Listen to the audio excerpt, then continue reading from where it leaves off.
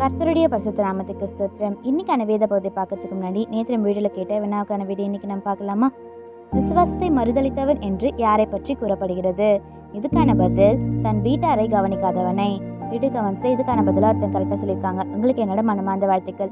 சரி, இப்போ நம்ம இன்னைக்கான ஒரு சின்ன வினாவை பார்க்கலாமா? கர்த்தர் எப்படிப்பட்ட வெளிச்சமா இருப்பார்? இதுக்கான பதிலை கமெண்ட்ஸில் சொல்லுங்கள். சரியான பதிலை நாளைக்கான வீடியோவில் சொல்கிறேன்.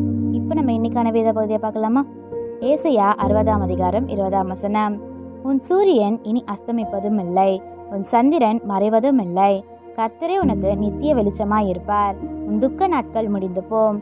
Your sun will never set again and your moon will wane no more. The Lord will be your everlasting light and your days of sorrow will end.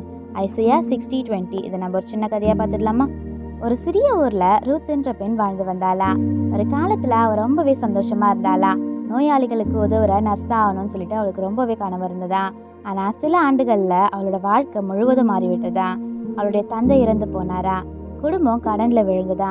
நாங்கள் எப்போவுமே உன் கூட இருப்போம்னு சொன்ன நண்பர்களும் மெதுவாக விலகி சென்றாங்களா. ரூத் ஒரு சிறிய கடையில் நாள் முழுதும் வேலை செய்து குடும்பத்தை நடத்த ஆரம்பித்தாளா. ஒவ்வொரு மாலையுமே சோர்வா வீட்டுக்கு திரும்பும்போது வாழ்க்கை முழுக்க இருளாக மாறிவிட்டது போல அவளுக்கு தோன்றுமா.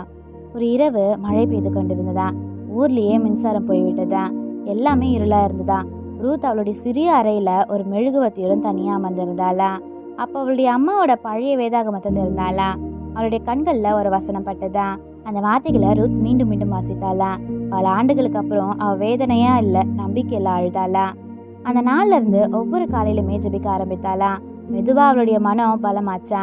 தன்னிடம் குறைவா இருந்தாலும் வயதானவர்களுக்கு அவள் உதவ ஆரம்பித்தாளா. சில மாதங்கள் கழிந்ததா. அவள் வேலை செய்த கடை உரிமையாளர் ரூத்தோட நல்ல மனசையும் உழைப்பையும் கவனித்தாரா. அவரே அவளுடைய நர்சிங் படிப்புக்கு உதவி செய்தாரா. ஆண்டுகள் கழிந்ததா. ரூத் எப்படி கனவு கண்டாலோ அதே மாதிரி நர்ஸ் ஆனாளா. ஒரு இரவு மருத்துவமனையில் நம்பிக்கை இழந்திருந்த ஒரு நோயாளின் அருகில் அமர்ந்து அவள் மெதுவாக சொன்னாலா, என்னோட வாழ்க்கையும் ஒரு காலத்தில் முடிவில்லாத இருளாக தான் இருந்தது, ஆனால் தேவன் நீண்ட இரவுகளுக்கும் ஒளியை கொண்டு வர முடியும் அப்படின்னு சொல்லிட்டு சொன்னாலா. மருத்துவமனை ஜன்னலுக்கு வெளியே சந்திரன் பிரகாசித்து கொண்டிருந்ததா. ஆனால் ரூத்தோட இதயத்தில் இருந்த ஒளி அதை விட பெருசாக இருந்ததா.